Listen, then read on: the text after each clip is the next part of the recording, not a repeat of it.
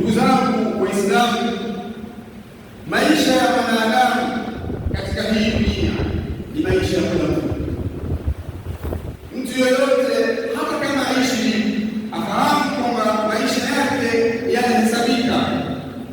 Watu wa zamani ambao walioishi kabla ya Nuhu alayhi salam, Allah subhanahu wa ta'ala aliwapa umri mrefu.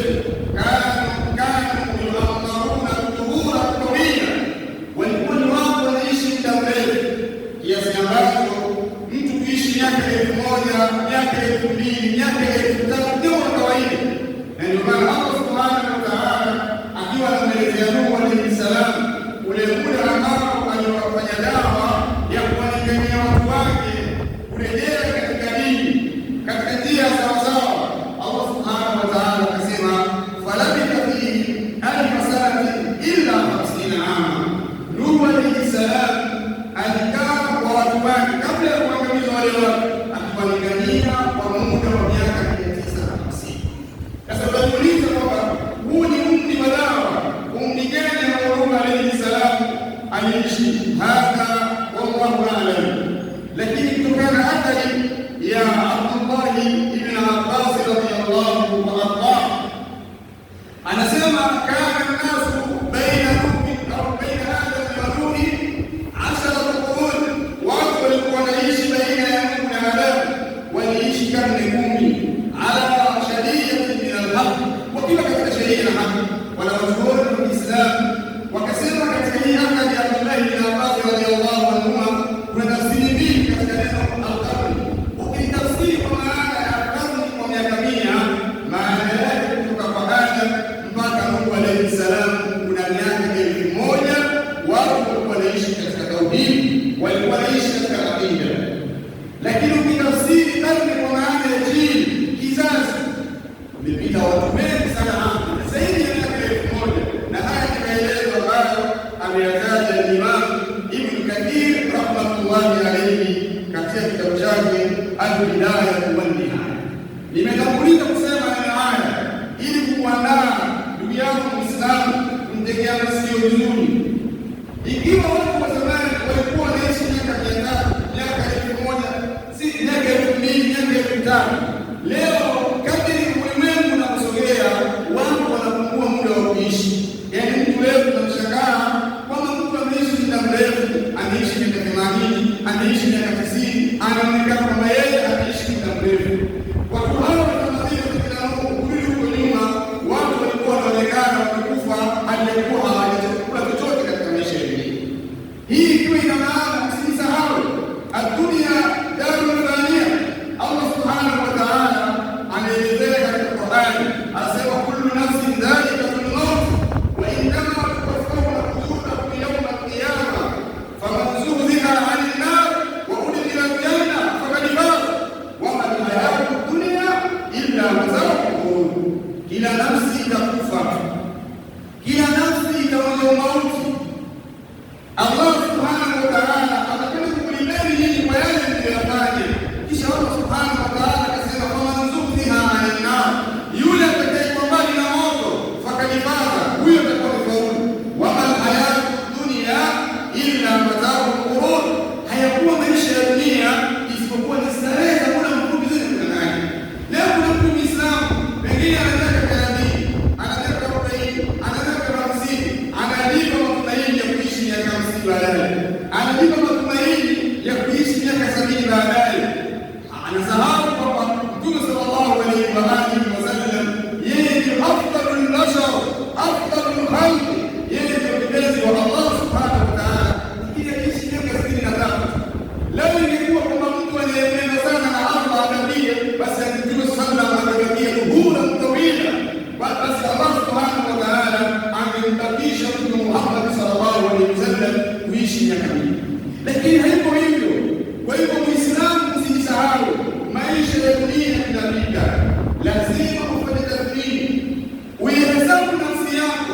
Leo wewe ukifariki, ukienda kukutana na Mola wako, kitu gani ambacho wewe umekutanguliza kwa ajili ya akhera yako? Ndugu zangu Waislamu wengi leo hii kama si wote wamezama katika anasa mbalimbali. Watu wanatafuta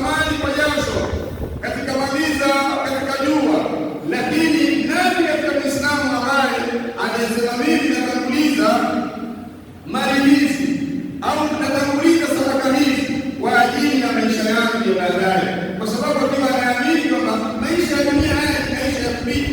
Na Allah subhanahu wa ta'ala anakukumbusha katika aya ya mwisho kabisa ya sura Al-Kahfi, akasema faman kana yarju liqa'a rabbih falyamal amalan salihan wa la yushrik bi ibadati rabbih ahada, yoyote ambaye anatarajia kukutana na Mola wake falyamal amalan salihan, atende matendo mema. Ikiwa wewe unatarajia kukutana na Mola wako, na hakuna mtu ambaye anasababisha tarajia, lazima utakutana naye. Falyamal amalan salihan, atende matendo mema, wala yushrik bi ibadati rabbih ahada, na wala usishirikishe na kitu chochote. Ndugu zangu Waislamu, Allah subhanahu wa ta'ala ametuhimiza na kutuamrisha na kutueleza kwamba yote tunayoyafanya katika maisha haya ya dunia hakuna linalopita. Kila jambo tunalofanya liwe ni heri au baya, Allah subhanahu wa ta'ala analipa. Yale unayotangulia katika heri, yawe ni madogo au mikubwa, yote utayakuta. Yale unayotangulia katika shari, yote utayakuta, hiyo ni dogo au mikubwa. Allah subhanahu wa ta'ala anasema katika sura ya Yasin aya ya 12, inna nahnu nuhyi mauta, hakika sisi tutafufua maiti, tutafufua watu waliokufa. Mtu akifa atakuwa mchanga, zile mifupa ikaoza, lakini Allah subhanahu wa ta'ala siku ya kiyama atafufua watu. Yauma yakhrujuna min al-ajdathi sir'an zama alladhina kafaru alladhi ma'ahu qul bala wa rabbi latub'athunna thumma latunabba'unna bima 'amiltum wa dhalika 'ala Allahi yasir. Sasa Allah subhanahu wa ta'ala anasema inna nahnu nuhyi al-mauta, hakika sisi tutawafufua wa naktubu ma qaddamu, na tunayaandika yale ambayo waliyoyatanguliza, wa atharahu, na yeye waliyochelewesha, yawe ni mambo mabaya, yawe ni mambo mazuri umeyafanya wewe mwenyewe katika maisha haya ya dunia. Yale uliyotanguliza yale ya heri utayakuta, yawe ni ya shari utayakuta. Na ndio maana Mtume sallallahu alaihi wasallam akasema faman wajada khairan falyahmidillah, mtu yoyote ambaye aliyetanguliza matendo yake akayakuta ni ya heri, falyahmidillah, mtu huyo mshukuru Allah. Waman wajada ghaira dhalika fala yakumanna illa nafsahu, mtu yoyote ambaye atakayekuta tofauti na mambo mazuri akakuta mambo mabaya, asimlaumu yoyote, kwa sababu hailaumu nafsi yake, kwa sababu yeye ndio amili, yeye ndio mtendaji katika maisha haya ya dunia. Ndugu zangu Waislamu, mmoja katika wanachuoni wa Kiislamu al-Imam al-Allama al-Sheikh Abdurrahman bin Nasr al-Sa'di katika tafsiri yake Tafsiri Kalimur Rahman fi tafsiri Kalam al-Mannan, alipokuwa ni tafsiri hii aya ya sura Yasin aya ya 12, akasema ile kauli yake Allah subhanahu wa ta'ala aliposema wa naktubu,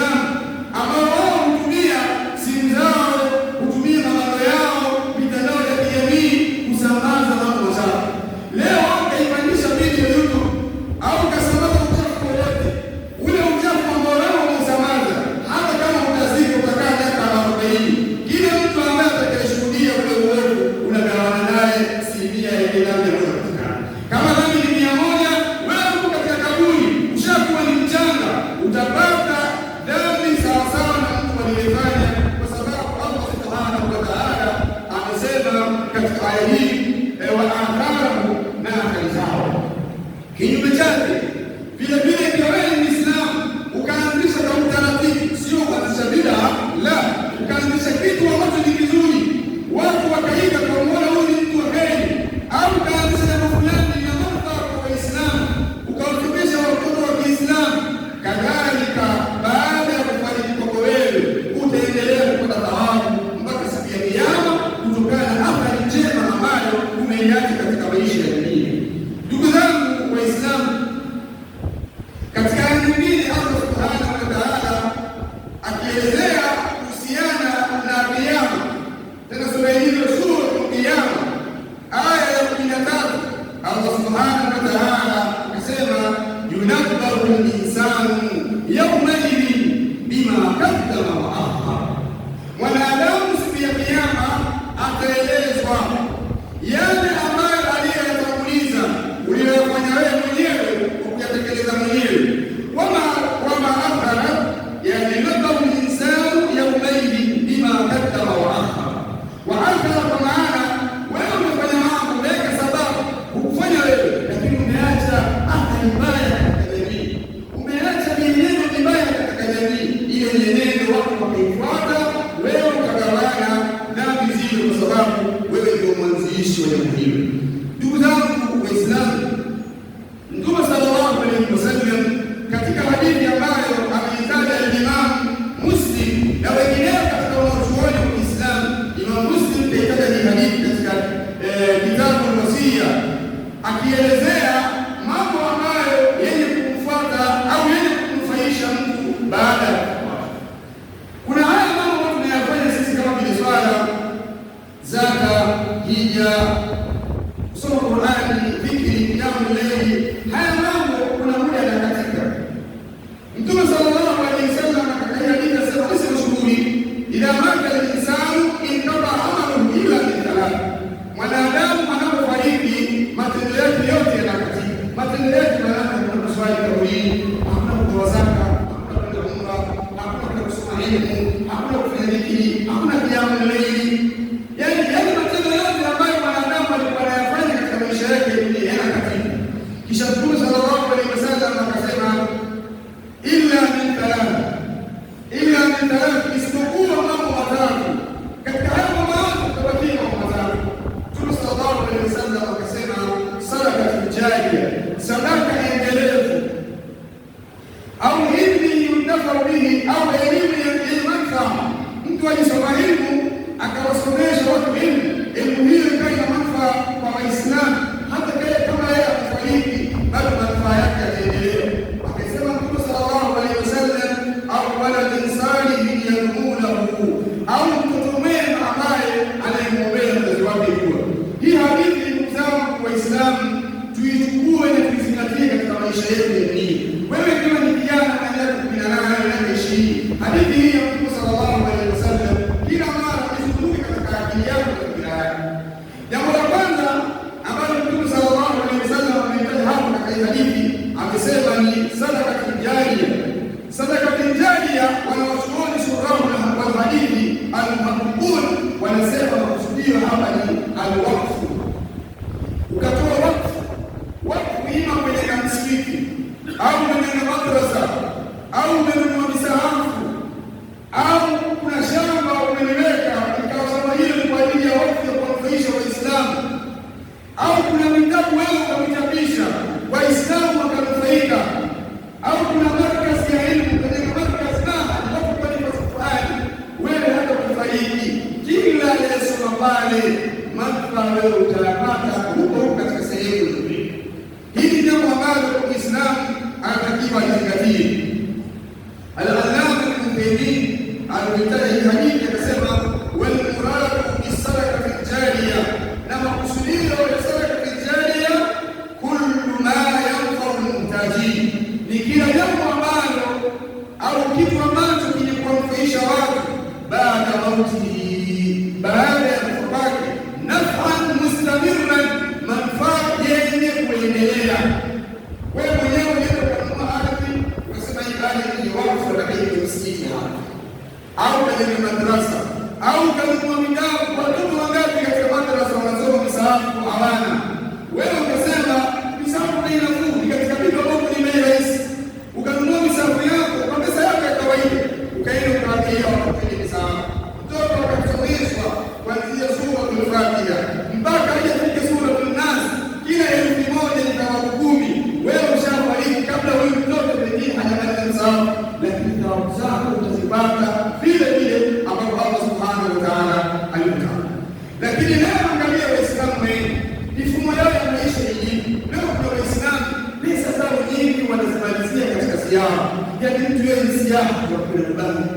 amekula polisi, amekula watu, viuza imejaa silaha.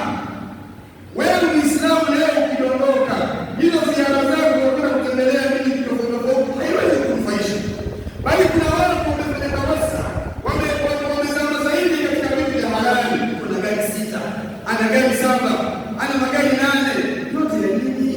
Yaani moja katika haya magari ya kutembelea, pesa yake umenunua milioni 30, umenunua milioni 40. Hiyo milioni 40 unapata sehemu, unapata kiwanja, unajenga msikiti, kuna watu Allah watafanya qiyamul layl, watafanya dhikri, wewe utapata thawabu. Kadhalika katika mambo mengine, mtu asitawasi katika vitu vya halali, afanye wakati ya haja, bali akakulize vile ambavyo Allah subhanahu wa ta'ala ametaka watu wakakulize. Kadhalika kuna watu ambao ni kinyume chake. Sasa wao wanafanya tawassul katika vitu vya haramu, yaani pesa zote zinamalizia katika vitu vya haramu, ulevi, kuhonga wanawake, mambo mbalimbali ya ufisadi katika watu. Anakufa yeye kama anavyosema Waarabu, siku ya yeye anakwenda kukutana na wanawake, hata chochote kile, hata ule msaafu kutoka yako pale unauza 1,250 kwa bei ya jumla 3,000, anashindwa kununua. Lakini huyu ni mtu ambaye katika maisha ya dunia alikuwa kila benki ana akaunti ya pesa, lakini pesa zake zote alizimalizia katika haram. Allah subhanahu wa ta'ala asitujalie tuwe katika watu wa namna hii, atufanye ni watu ambao ni wenye kutanguliza vitu ambavyo vitakufaisha sisi baada ya kufa kwetu. Aqulu qawli hadha wa astaghfirullah li wa lakum wa li jami'il muslimina wal muslimat fastaghfiruhu min kulli dhanbin wa tubu ilayhi